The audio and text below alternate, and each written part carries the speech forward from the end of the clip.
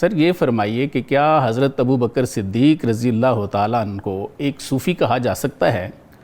اور اگر ایسا ہے تو آپ کو حضور صلی اللہ علیہ وآلہ وسلم کا روحانی یا باطنی علم کیسے نصیب ہوا سر؟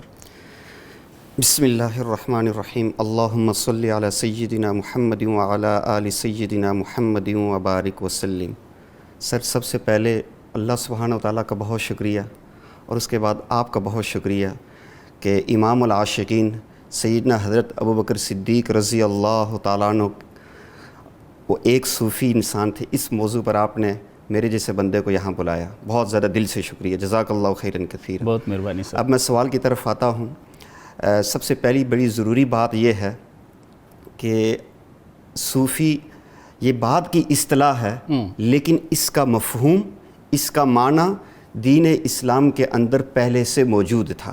ٹھیک، یعنی پیارے آقا حضور خاتم النبیین صلی اللہ علیہ وسلم نے جب علوم نبوت، نور نبوت کی محنت شروع کی تو اسی وقت صوفیت بھی موجود تھی، جو آپ نے ماشاءاللہ بیان بھی کر دیا۔ تو صوفیت کا اصل مقصد یہی ہوتا ہے کہ وہ بندہ دنیا سے ما سوا سے کٹ کے اللہ سبحانہ وتعالیٰ سے اور پیارے آقا حضور خاتم النبیین صلی اللہ علیہ وسلم کے مبارک دین سے کامل و مکمل طور پر جڑ جائے۔ بالکل ٹھیک۔ اور سیدنا صدیق اکبر رضی اللہ تعالیٰ عنہ سب سے بڑے صوفی تھے، اس لیے کہ پیارے آقا حضور خاتم النبیین صلی اللہ علیہ وسلم کے مبارک سینے سے جو خاص اللہ کی طرف سے رحمت کا نور، نور نبوت جو نازل ہوا، وہ آپ علیہ السلام کے سینے سے سب سے پہلے سیدنا ابو بکر صدیق رضی اللہ تعالیٰ عنہ کے سینے میں منتقل ہوا۔ اس پر کئی ساری احادیث موجود ہیں، اگرچہ لوگوں نے کلام بھی کیا ہے کہ پیارے آقا حضور خاتم النبیین صلی اللہ علیہ وسلم کے سینے میں جو کچھ اللہ نے ڈالا، اللہ پیارے آقا حضور خاتم النبیین صلی اللہ علیہ وسلم نے اس نور نسبت کو ابو بکر صدیق رضی اللہ تعالیٰ عنہ کے سینے میں کامل و مکمل طور پر منتقل کیا۔ صحیح، اس کو ہم بولتے ہیں نسبت کا نور۔ جی جی۔ اور سیدنا صدیق اکبر رضی اللہ تعالیٰ عنہ وہ شخصیت تھے جن کو سب سے زیادہ نسبت کا نور حاصل ہوا اور سب سے زیادہ نسبت اتحادی نصیب ہوئی۔ جس کو نسبت کا نور حاصل ہو جائے وہی اصل میں صوفی ہے۔ صحیح۔ اور وہی اسی جگہ سے اس بات کی ابتدا ہوتی ہے کہ یہ بندہ صحیح معنوں میں دین اسلام کے راستے پر، صوفیت کے راستے پر چل رہا ہے۔ سیدنا صدیق اکبر رضی اللہ تعالیٰ عنہ کے بارے میں جو قرآن عظیم الشان میں جو فرمایا، اذ یقول لصاحبہ لا تحزن ان اللہ معنا، یہ جو صحبت تھی نا، یہ اتنی کمال کی صحبت تھی کہ جتنی صحبت حضرت سیدنا صدیق اکبر رضی اللہ تعالیٰ عنہ کو نصیب ہوئی، اتنی کسی اور کو آپ علیہ السلام کی صحبت نصیب نہیں۔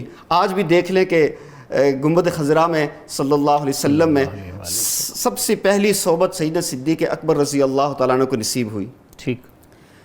آج کے زمانے میں صوفیت کو دین اسلام نہیں، بہت عجیب و غریب چیز سمجھی جاتی ہے۔ عمومی معاشرے کے لوگ، سائنس پڑھے لکھے لوگ، وہ سمجھتے ہیں کہ یہ بہت کوئی اجنبیت والی چیز ہے اور ایسی چیز ہے کہ یہ مولوی لوگوں نے یا اولیاء لوگوں نے خود سے ایک بنائی ہوئی چیز ہے۔ حالانکہ یہ سیدنا صدیق اکبر رضی اللہ تعالیٰ عنہ سے یہ چیز چلی کہ تزکیہ، تصفیہ دل کا، ٹھیک، اور پھر دل کے اندر نورانیت، دل کے اندر روحانیت، یہ وہیں سے اس کی ابتدا ہوئی اور یہ آج تک چل رہی ہے۔ اب اس میں ایک بات بڑی خاص واضح ہے، آپ علیہ السلام نے قرآن عظیم الشان کو، احادیث مبارکہ کو آگے بیان فرمایا۔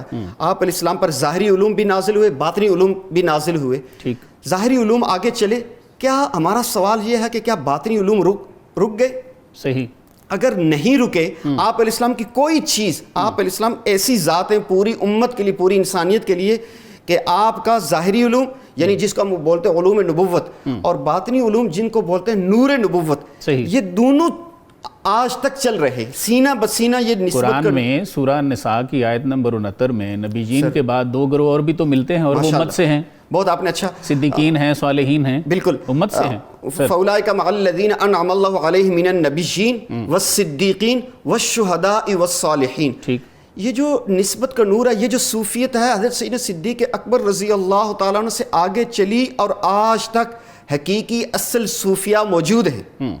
وہ الگ بات ہے کہ ہم سیکھنا نہیں چاہتے، ہم سمجھنا نہیں چاہتے، ہم اس لائن کو اختیار نہیں کرنا چاہتے، اس لیے کہ اصل سکون، اصل دین اسلام وہ روحانیت کے اندر ہی ہے۔ اچھا سر، بعض لوگ اس کی آج کل یہ تشریح کرتے ہیں کہ اس نعمت کا جو اجرا ہے اس سے مراد ہیں اہل بیت، تو کیا اہل بیت صحابہ کے دور تک ختم ہو گئے تھے کہ ان کی آگے نسلیں نہیں ہیں؟ بالکل تو بالکل جب ان کی نسل موجود ہے تو پھر بھی تو امت میں ہی آ گیا کام صاحب۔ بالکل بالکل حضرات صحابہ کرام رضوان اللہ علیہم اجمعین اور حضرات اہل بیت رضوان اللہ علیہم اجمعین سے یہ نسبت آگے چلتی گئی ہے اور آج تک چل رہی ہے، قیامت تک چلے گی۔ کیوں نہیں تو پھر آپ کی قرآن عظیم الشان کی جو آیت مبارکہ ہے، نبیین، صدیقین، شہداء والصالحین، یعنی صالحین کدھر جائیں گے؟ تو شہید تو قیامت تک ہوتے رہنے ہیں، شہید قیامت تک ہوں ایسے ہی گے، ہے نا، تو تو کیا صالحین بھی باقی کہیں لکھا ہے کہ باقی دو نے آگے نہیں چلنا؟ بالکل بالکل سر، اسی لیے تو اس کی قرآن عظیم الشان میں دوسری جگہ یہ بھی فرمایا یا ایھا الذین آمنوا اتقوا اللہ وکونوا